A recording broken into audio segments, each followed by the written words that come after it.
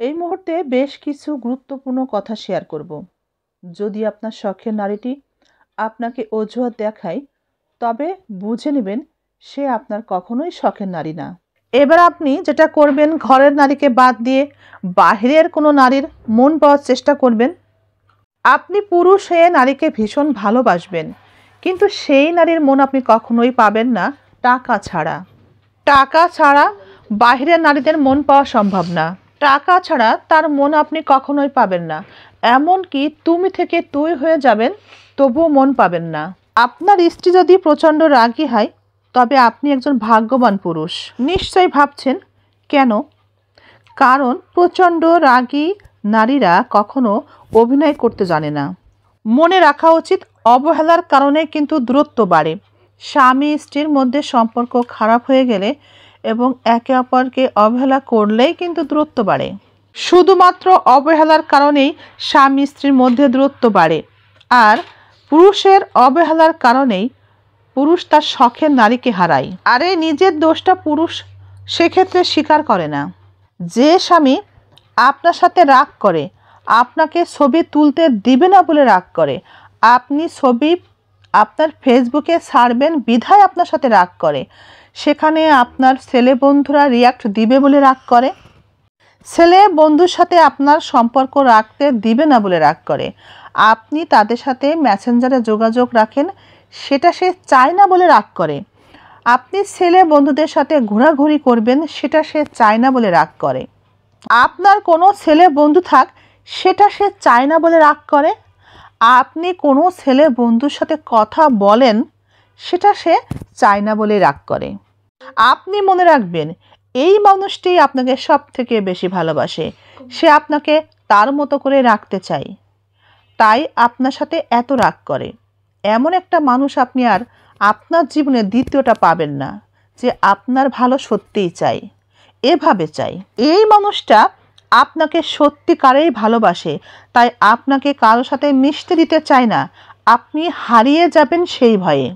আপনি যদি আপনার স্বামীকে ব্যস্ততা দেখান, যদি আপনি নিজের স্বামীর জন্য না সেজে বাহিরে কোনো বিষয়ের কারণে সাজেন, অনেক বেশি সাজেন, কোনো পর পুরুষের সাথে আড্ডা দেওয়া, পার্টি করা ইত্যাদি বিভিন্ন কারণে আপনি সাজেন, স্বামীর জন্য সাজেন না, স্বামীর অনুমতি নেওয়ার প্রয়োজন মনে করেন না, আপনি স্বামীকে পাত্তা দেন না, স্বামীকে অবহেলা করেন, তার খোঁজ খবর যত্ন করতে আপনার ইচ্ছা করে না, অর্থাৎ আপনি আপনার স্বামীকে ভালোবাসেন না।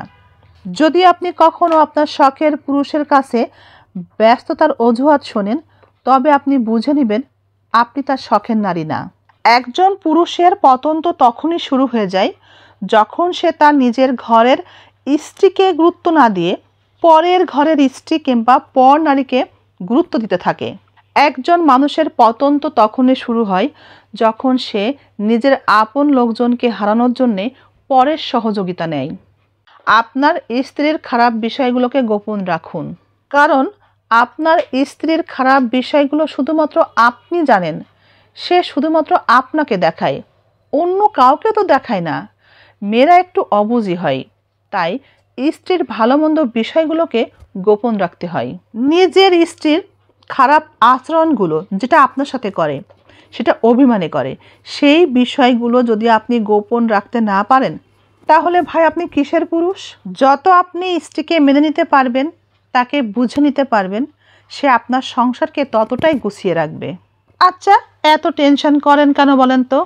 পুরুষ মানুষ যে দ্বিতীয় স্ত্রীকে বেশি ভালোবাসে, এটা আপনাকে কে বলেছে? এটা সত্য না। পুরুষ মানুষ তার প্রথম স্ত্রীকেই বেশি ভালোবাসে। কান খুলে শুনে রাখুন, মনের মধ্যে গেঁথে রাখুন, নিশ্চিন্তে থাকুন। স্বামী প্রথম স্ত্রীকেই বেশি ভালোবাসে। স্বামীরা, পুরুষরা প্রথম স্ত্রীকে বেশি ভালোবাসে। পুরুষদের কাছে প্রথম স্ত্রী হচ্ছে প্রিয়জন, আর দ্বিতীয় স্ত্রী হচ্ছে প্রয়োজন। ভালো চরিত্রের পুরুষ কখনো দ্বিতীয় স্ত্রী সংসারে নিয়ে আসে না, কখনোই না। ভালো চরিত্রের পুরুষের আর কিছু ভালো হোক বা না হোক, চরিত্র ভালো থাকে, তাই স্ত্রীর প্রতি ভালোবাসা থাকে বেশি। স্ত্রী যেমনই হোক, যত ভুল থাক, যত দোষ থাক, স্ত্রীর প্রতি ভালোবাসা বেশি থাকে। তাই আবার একটা বিয়ে করতে হবে এই চিন্তা তাদের মাথায় থাকে না, তারা সংসারকে ভালোবাসে। আচ্ছা, আপনারা কি জানেন আমাদের প্রিয় নবীজি প্রথম স্ত্রীর মৃত্যুর আগে দ্বিতীয় কোনো বিয়ে করেননি, আর প্রথম স্ত্রীর মৃত্যুর পর যতটা বিয়ে করেছেন সবটাই আল্লাহর হুকুমেই করেছিলেন। এটা কি আপনাদের জানা আছে? ভালো পুরুষদের মধ্যে এই গুণটা আছে, তারা প্রথম স্ত্রীকে নিয়েই এই পৃথিবী থেকে বিদায় নিতে চায় এবং জান্নাতে গিয়েও ওই প্রথম স্ত্রীকেই চাই। আরেকটি কথা শুনে রাখুন, যদি আপনি সংসারে সুখ চান তবে একটা কথা আপনাকে মানতেই হবে, সেটা হলো আপনি যদি সংসার জীবনে নিজের জীবনে সুখী হতে চান তাহলে স্বামীকে আদেশ করুন মা বাবা ভাই বোনের সাথে সুসম্পর্ক বজায় রাখতে। যদি সে রাখতে না চায় তাকে বাধ্য করবেন তার রক্তের মানুষের সাথে সম্পর্ক বজায় রাখতে। যদি আপনার স্বামী আপনার শ্বশুরবাড়ির মানে তার মা বাবা ভাই বোনের সাথে সম্পর্ক বজায় না রাখে, সুসম্পর্ক সুন্দর সম্পর্ক তাদের খোঁজ খবর নেওয়া এভাবে যদি সুসম্পর্ক বজায় না রাখে তবে কি হবে জানেন? আল্লাহর প্রিয় বান্দা হতে পারবে না আপনার স্বামী। আর তখন আপনি কিভাবে আল্লাহর প্রিয় বান্দা হবেন? তাই যদি আল্লাহর প্রিয় বান্দা হতে চান শুধু স্বামী স্ত্রী একে অপরকে ভালোবাসলেই চলবে না, স্বামীর মা বাবাকেও অনেক বেশি কেয়ার নিতে হবে, তাদের খেয়াল রাখতে হবে, তাদের যত্ন খাতির করতে হবে, আপ্যায়ন করতে হবে, আত্মীয়তা বজায় রাখতে হবে তাদের সাথেও। যে কাজটা আমরা সবাই করি, স্বামীর মুখে মুখে তর্ক করবেন না। স্বামী ভুল যদি করে থাকে তবু তর্ক করবেন না। যদি একটা ইলিশ মাছ নিয়ে এসে বলে এটা রুই মাছ, আপনি বলবেন ঠিক আছে, আমি রুই মাছের মতো করে রান্না করে দেব, ঠিক আছে। একটা কথা মাথায় রাখবেন, মনে রাখবেন, দুনিয়াটা হচ্ছে ভাড়া বাড়ির মতো। যখনই নোটিশ পাবেন এই দুনিয়া ছেড়ে চলে যেতে হবে। নিজের জীবনের শেষ কাপড়টা পরতে হয় যেহেতু অন্যের হাতে, সেহেতু আমরা কিভাবে বাহাদুরি দেখাই তাদের সাথে।